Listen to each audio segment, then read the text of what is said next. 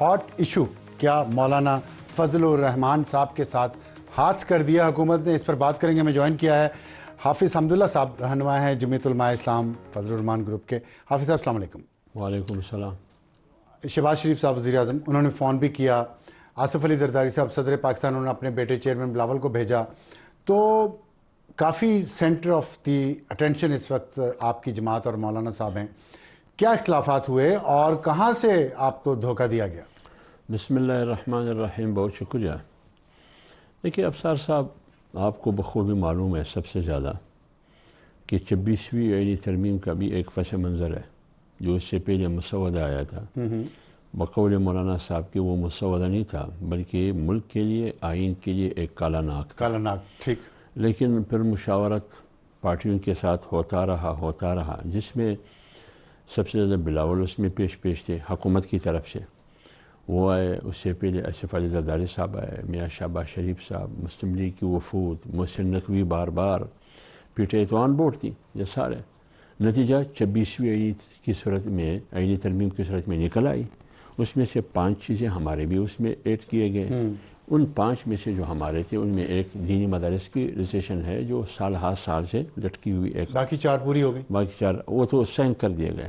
ٹھیک. تو یہ جو مسئلہ تھا وہ کس سے متعلق؟ وہ مطلب اسلامی نظریاتی کونسل کے مطابق تھا. ٹھیک. مطلب آپ کے 3 مطالبات پورے ہو چکے ہیں، ایک جو ہے وہ پورا نہیں ہوا. ہے. ٹھیک. تو لہٰذا ایک وقف املاک بھی ہے، وہ بھی.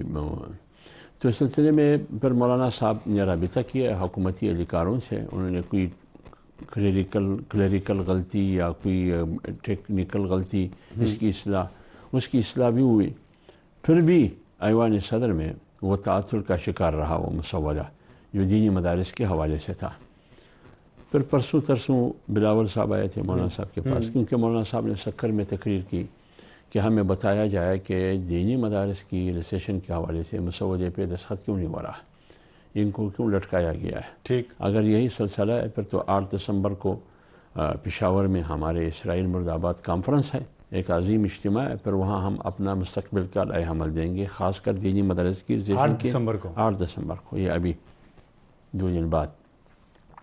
بلاول آیا پرسوں، مولانا صاحب سے بات ہوئی. میں تو نہیں تھا، میں کوئٹہ میں تھا. یقین دہانیاں انہوں نے دی کہ انشاءاللہ ہو جائے گا یہ. لیکن ہو جانے کے بعد پھر ہوا کیا؟ آصف علی زرداری صاحب نے اسی مسودے پر قلم کے بجائے اس کو ذبح کیا گیا. اعتراض لگایا. لیکن ان کا اعتراض جینون تو ہے نا. نہیں دیکھیے وہ اعتراض پھر پہلے کیوں نہیں کہا گیا؟ پہلے تو سارے متفق تھے اس پر، یعنی بلاول صاحب. دیکھیں یہ پھر تو قصور سب کا ہوا نا.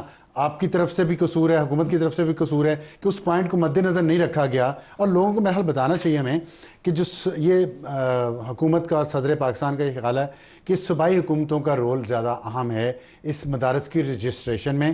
جو آپ نے بل میں تبدیلی کی صرف اسلام آباد کی حد تک امپلیمنٹ کیا جا سکتا ہے. ایسے نہیں میری بات سنیے. حکومت یہ کہہ رہی ہے. نہیں میری بات سنیے نا. آئین میں کتنی چیزیں ہیں، ٹھیک، آئین میں کتنی آرٹیکلز ہیں جس کا تعلق صوبائی حکومتوں سے ہے. جیسے امن و امان کا مسئلہ ہے، تو اگر آج کل آپ امن و امان کے حوالے سے کوئی ترمیم کریں گے تو کیا وہ صرف اسلام آباد تک محدود ہوگا؟ مثلا سن 1997 کی جو انسدادی دہشت گردی ایکٹ آپ نے ابھی ترامیم کر کے جو 3 مہینے سے 6 مہینے بندے کو آپ رکھ سکتے ہیں، یہ جو آپ نے کیا یہ صرف اسلام آباد تک محدود ہے یا یہ 4 صوبوں تک ہے؟ ویلڈ پوائنٹ آپ کا. 4 صوبوں تک ہے. لیکن امن و امان 18ویں ترمیم کے بعد میٹر کس کا ہے؟ صوبائی کا.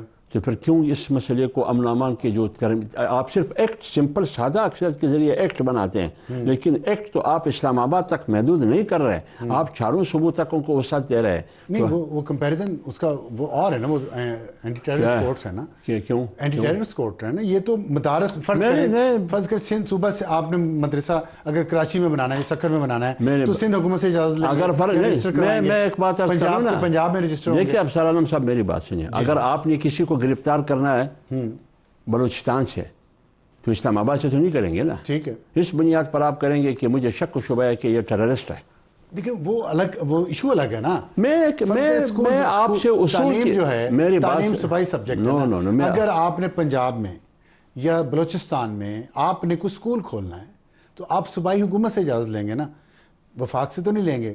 اسی طرح مدارس کے بارے میں بھی ہے؟ نہیں، امن و امان مرکز کا میٹر ہے یا امن و امان کا صوبوں کا؟ مدارس میں مدارس اور امن و امان ایک نیتی نہیں کرتا ہوں، صوبوں کا کام ہے۔ قانون کہاں بنتا ہے؟ آئین، یہ ایکٹ کہاں بنا؟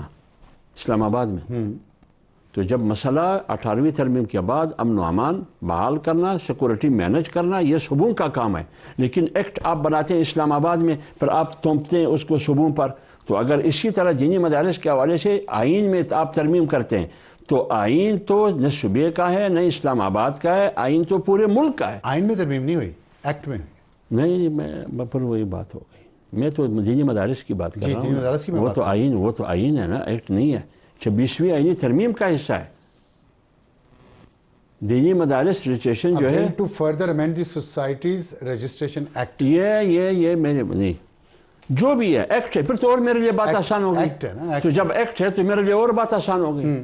اگر انسداد دہشت گردی کے حوالے سے ایکٹ آپ پورے صوبے پر لاگو کرتے ہیں تو پھر دینی مدارس کے حوالے سے ایکٹ کو کیوں صوبے پر؟ آپ کا پوائنٹ ویلڈ ہے۔ میرا سوال یہ ہے کہ تمام معاملات ایک جیسے نہیں ہوتے صوبوں اور وفاق کے درمیان۔ دہشت گردی اور ایشو ہے، تعلیمی ادارے کی رجسٹریشن اور ایشو ہے، دونوں کا ایک ہی جیسا معیار نہیں ہے رجسٹریشن کا یا ایکٹ کا۔ میں تو یہ بات ایسا نہیں افسر صاحب، ہم اس کو باقی آپ جو بھی نام دیتے ہیں نہیں، میں تو آپ سے پوچھ رہا ہوں، تو پھر جب یہ آپ کو انہوں نے اعتراض لگا دیا، میں یہی کہہ رہا ہوں، ہم یہی کہہ رہے ہیں کہ بل کو مسترد کرنا دینی مدارس کے حوالے سے بتائیے کس کا دباؤ ہے۔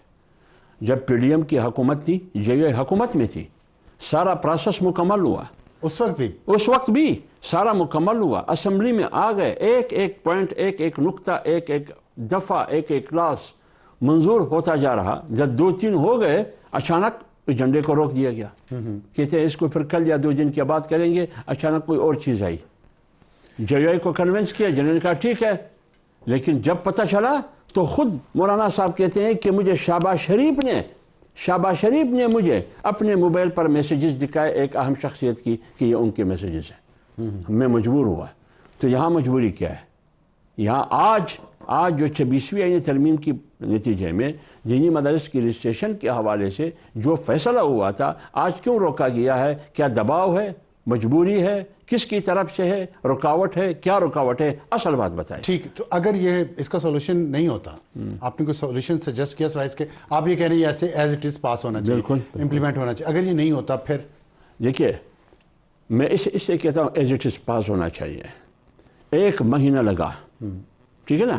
اس میں پیپلز پارٹی کی قانونی ماہرین، وہ کیا نام ہے اس کا، وہ جو بڑا وہ ہے فاروق نائک جیسے وہ کلا، ہمارے قانونی ماہرین، کامران مرتضیٰ، پیملن کے قانونی ماہرین، یہ سارے 1 مہینے تک یہ سب کچھ تقدو کرتا رہا، قانونی چیزیں دیکھتے رہے، یہ سارے غلط ہو گئے۔ اس میں جب پارلیمنٹ میں گیا، قومی اسمبلی میں، پھر سینٹ میں، پھر بھی پاس کیا گیا، کوئی قدغن اس میں نہیں نکلی، ایک نقطے کی کوئی کمی تھی، اس میں بھی اضافہ کر کیا بعد میں اسی ایوان میں۔ تو اس کے بعد پھر اس میں سے کون سی چیزیں ایسی نکلی جس کی وجہ سے اس کو مسرد کیا گیا؟ اب آئیں گے آپ کے سوال پر۔ اگر یہ نہیں ہوتا ہے، میں ایک آپ کو کہتا ہوں، ہم سب کہتے ہیں کہ ہمارے لیے ملک ریڈ لائن ہے، کہتے ہیں یا نہیں؟ بالکل کہتے ہیں۔ ہم کہتے ہیں کہ آئین ہمارے لیے ریڈ لائن ہے۔ اگر اس قسم کی بدنیتی کی جاتی ہے، پارلیمنٹ کی توہین کی جاتی ہے، اپنے بیٹے کی جو انہوں نے کمٹمنٹ کیا ہے اس کی توہین کی جاتی ہے، اور جن 2 ایوانوں نے ایک چیز متفقہ طور پر پاس کیا ہے اس کا راستہ روکا جا رہا ہے، تو اس کا مطلب یہ ہے کہ اس کے پیچھے ایک بدنیتی شامل ہے۔ تو اس کا نتیجہ اس ملک کی سیاسی استحکام کے لیے اچھا نہیں ہوگا۔ لانگ مارچ کریں گے؟ ہم کچھ بھی کر سکتے ہیں، نہیں، لیکن ابھی تک ہم نے فیصلہ نہیں لیکن کیا۔ آپ نے بھی کہا کہ ملک ریڈ لائن ہے آپ کی، اور مولانا صاحب نے ابھی پچھلے دنوں پی ٹی آئی کو تنقید کی ہے کہ وہ کیوں اس طرح کی سیاسی عدم استحکام پیدا کر رہی ہے۔ تو آپ خود اسی راستے پہ چلیں گے؟ جب 3 مطالبات منظور ہو چکے ہیں، آپ ایک رہ گیا، ایک کے لیے صرف خراب کر دیں؟ میں میری بات سمجھنا، آپ کو پتہ ہے مدارس میں تقریباً 60 سے 70 لاکھ بچے پڑھتے ہیں، اور ان 60 سے 70 لاکھ بچوں کے ساتھ 7 کروڑ آبادیاں، گھرانے اس کے ساتھ وابستہ ہے۔ ٹھیک ہے، اس کا مطلب یہ ہے کہ 7 کروڑ سے 10 کروڑ بندوں کو تپڑ مار کر کروڑوں لوگ، یعنی کروڑوں بچے ہم کپا رہے ہیں، اس کو تعلیم بھی ہم دے رہے ہیں، اس کو پانی بھی ہم پلا رہے ٹھیک ہیں، ہے، اس کی بجلی، اس کی سردی، اس کے کپڑوں کا، ان کی تعلیم کا، ان کے اساتذہ کا سب کچھ سامان ہم کر رہے ہیں، ہم اتنی بڑی خدمت کر رہے ہیں، اس کے باوجود آپ راستہ روکنا چاہتے ہیں۔ ہم کیا کریں گے؟ 8 دسمبر کو مولانا صاحب کیا اعلان کریں گے، اس کا انتظار کرنا۔ ٹھیک ہے۔ اچھا یہ بتائیے گا کہ کامران مرتضیٰ صاحب نے کہا کہ یہ حکومت نون لیگ کی بہت کمزور ہے، تو اس کمزور حکومت سے ایک یہ بات ہو رہی ہے کہ اس کو شاید ان ہاؤس تبدیل کیا جائے گا، اس مولانا جے یو اے سمجھتی ہے کہ اس حکومت کو چینج کرنا چاہیے، مضبوط حکومت آئے تاکہ یہ اس طرح کے معاملات نہ ہوں؟